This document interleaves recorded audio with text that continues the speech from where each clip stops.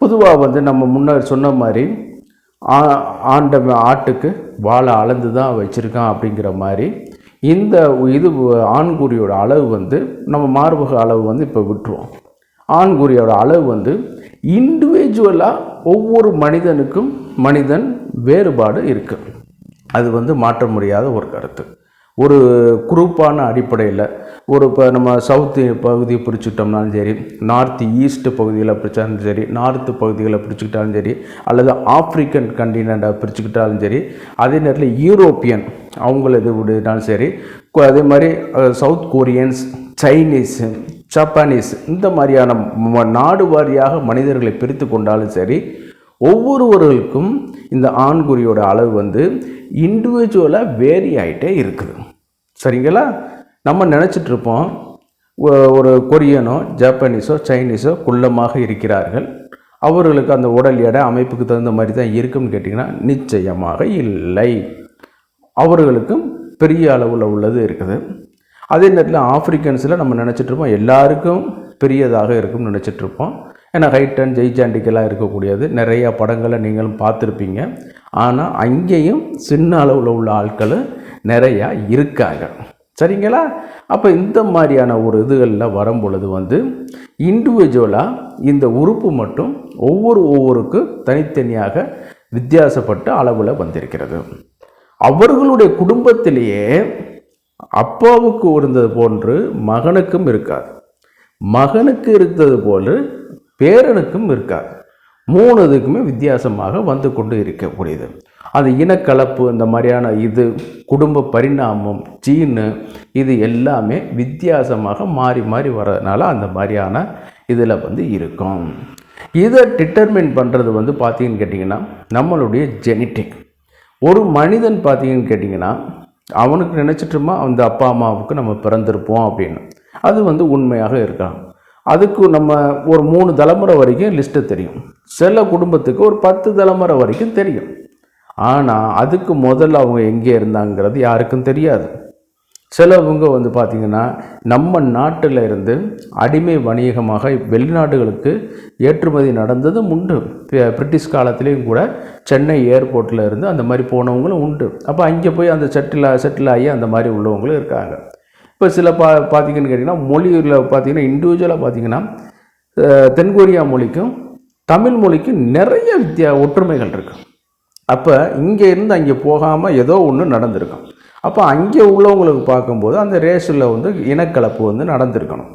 அப்போ இந்த ஜீனோட அமைப்பு வந்து பார்த்திங்கன்னா இதுக்குன்னு உள்ள எருது வந்து பார்த்திங்கன்னு கேட்டிங்கன்னா ஒவ்வொரு மனிதனுக்கும் அதனுடைய அளவு வந்து வித்தியாசமாக இருக்குது. சரி, பெருசாக இருக்கிறவங்களுக்கு கவலை இல்லை சார். ஆமாம், அவங்களுக்கு வந்து பெருசாக இருக்குது, அவங்களுக்கு கவலை இல்லை. பொதுவாக வந்து பெரிய இது வந்து இன்னொரு உயிரினத்தை திருப்திப்படுத்தணுங்கிற ஒரு மூட நம்பிக்கை நம்ம இதில் இருந்துகிட்ருக்கு. ஆனால் சிற்றுள்ளியும் சிலை செதுக்குங்கிற ஒரு இது வந்து உங்களுக்கு தெரிகிறதுக்கு வாய்ப்புகள் இல்லை. அவங்களாலேயும் அதிகமாக திருப்தி பண்ண முடியும். பெருசாக இருக்கிறதுனால மட்டும் நம்ம இது வந்து அதை சாதிச்சிருவாங்க நம்ம நினச்சிட முடியாது.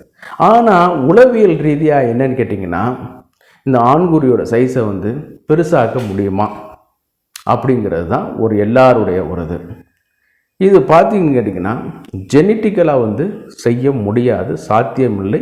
உங்களுக்குன்னு உள்ள அமைப்பு, அந்த ஜெனட்டிக்கோட அமைப்பு, அந்த ஆர்கனோட அமைப்பு வந்து அது வந்து மாற்றப்பட முடியாது.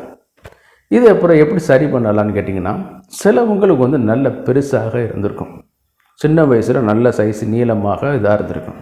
ஆனால் கால ஓட்டத்தில் வேலைப்பளு, குடும்ப பாரம், அந்த மாதிரியான இதுகளில் வரும்பொழுது தாம்பத்தியத்தில் நாட்டம் குறைஞ்சி என்னான்னு கேட்டிங்கன்னா அதில் போதிய கான்சன்ட்ரேட் செலுத்த முடியாமல் என்னான்னு கேட்டிங்கன்னா அதை வந்து கவனிக்காமலே விட்டு என்ன பண்ணுவாங்கன்னு கேட்டிங்கன்னா அது அப்படியே சுருங்கி ரொம்ப சின்னதாக இதாக ஆரம்பிச்சிடும்.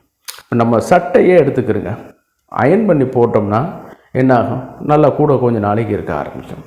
இல்லைன்னா என்னான்னு கேட்டிங்கன்னா அந்த பருத்தியோட நூல் இலைகள் சுருங்கி வந்து அதனுடைய டோன்சிட்டி வலிமையை வந்து இழக்க ஆரம்பிச்சிடும். அதனால தான் அந்த சட்டை எதாக இருந்தாலும் அயன் பண்ணி போடணுங்கிற ஒரு இது இருக்குது. அதே மாதிரி தான் இந்த உறுப்புகளுக்கு அந்த மாதிரியான இதுகளை சில வளர்ச்சியை அடைய வைக்கக்கூடியது, அந்த சுருக்கங்களை போக்கக்கூடியது, தளர்ச்சிகளை நிவர்த்தி செய்யக்கூடிய சில மருந்துகள் வந்து இருக்குது. அதை நம்ம அப்ளை பண்ணோம்னா ஓரளவு இதாகிடும். இது 2 வகையாக பிரிக்கலாம். ஒன்று ஃபிசிக்கல் பேரியர், இந்த மாதிரியான உபகரணங்கள். ஃபார் எக்ஸாம்பிள், அது வந்து பார்த்திங்கன்னு கேட்டிங்கன்னா மருந்து மாதிரி செயல்படாது. நம்ம இந்த வேக்குவம் வச்சு சக்ஷன் பண்ணி எடுக்கும் பொழுது என்னன்னு கேட்டிங்கன்னா, ஆண்குறியில் வந்து அந்த நெகட்டிவ் ப்ரெஷரை வந்து இம்பேக்ட் பண்ணி இது பண்ண கொடுக்கும்போது நிறைய ஃப்ளட் ஃப்ளோ வந்து ஆண்குறிக்குள்ளே வர ஆரம்பிக்கும். சரிங்களா? ஆண்குறிக்குள்ளே வரும்பொழுது என்னன்னு கேட்டிங்கன்னா அது பழைய லெவலில் வந்து வர ஆரம்பிக்கும். இது கொஞ்சம் ரெகுலராக இது பண்ணும்போது ஒரு பிசியோதெரப்பி எக்ஸசைஸ் மாதிரி தான். சரிங்களா? அடுத்து வந்து பார்க்கும்போது ஆண்குறிக்கு வந்து மேலே வந்து ஏதேனும் ஒரு உயவு பொருட்களை அப்ளை பண்ணி மசாஜ் பண்ணக்கூடியது. நல்லா வந்து பார்த்திங்கன்னா இந்த ஹிம்கோலின் ஜெல்லு, நம்மளுடைய நெய், ஆமாம் நல்லெண்ணெய், இவைகள்லாம் வந்து பார்த்திங்கன்னா போட்டு மசாஜ் பண்ணும்போது அந்த தசையோட பாதிப்பை வந்து கொஞ்சம் கொஞ்சமாக நிவர்த்தி பண்ணி ஆண்குறியோட அளவு வந்து நம்ம சின்ன வயசில் எப்படி இருந்தோமோ அந்த அளவுக்கு ஓரளவு 70 to 80% கொண்டு வரும் மொழியை 90% 100% கொண்டு வராது. அதே நேரத்தில் வந்து எக்ஸ்ட்ராடினரியாக 3 மடங்கு 4 மடங்கு அப்படிலாம் போடுறாங்க விளம்பரங்களில். அதெல்லாம் சும்மா பொய், ஏமாற்று வேலை. நீங்கள்லாம் நம்பக்கூடாது அந்த மாதிரியான ஒரு இது. உங்களுக்குன்னு உள்ள ஜெனட்டிக் சிறு வயதில் எப்படி இருந்ததோ அதே மாதிரி தான் கொஞ்சம் பெரிதாக இருக்கும் மொழிய, மற்றபடி வேறு எதுவுமே பண்ண முடியாது. அதை நீங்கள் மனசில் பதிஞ்சுக்கிறீங்க. சும்மா சொல்கிற மாதிரி நீங்கள் இந்த கேப்சூல் எடுங்க, அந்த இதை எடுங்க, ஒரு 40 நாளில் வந்து பார்த்தீங்கன்னு கேட்டிங்கன்னா 3 மடங்கு 4 மடங்கு பெருசாகிரும்னு, அதெல்லாம் சும்மா கட்டுக்கதைகள். சரிங்களா? அதெல்லாம் நீங்கள் நம்பக்கூடாது. இந்த இது தான் உங்களுக்கு என்ன இது இருக்கோ அதுக்கு இந்த மாதிரியான ஒரு வேக்குவம் செக்ஷன் போட்டு பண்ணுறது. அதே நேரத்தில் வந்து இந்த மாதிரியான ஹிம்கோலின் ஜெல்லு, தேங்காய் எண்ணெய், நல்லெண்ணெய், அதே மாதிரி நெய், இதெல்லாம் போட்டு மசாஜ் பண்ணும் பொழுது அந்த ஆண்குறி வந்து பழைய லெவலுக்கு வருவதற்கு வாய்ப்புகள் வந்து இருக்குது.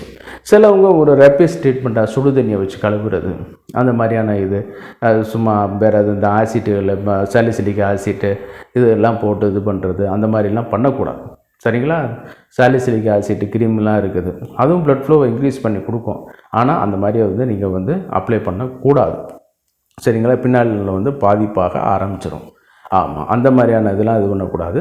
இந்த சிகிச்சைகள் போகிறதுக்கு முன்னாடி ஓடிசியாக வைக்கக்கூடிய சில பொருள்களை வந்து நீங்கள் தவிர்த்துறது வந்து நல்லது.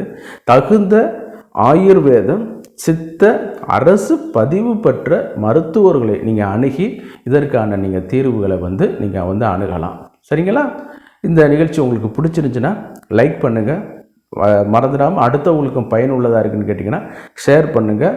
மறந்துடாமல் சப்ஸ்கிரைப் பண்ணி எனக்கு ஹெல்ப் பண்ணுமாறு மிக பணிவோடு கேட்டுக்கொள்கிறேன். நான் உங்கள் டாக்டர் குமார். மீண்டும் ஒரு நிகழ்ச்சியில் சந்திப்போம். நன்றி, வணக்கம்.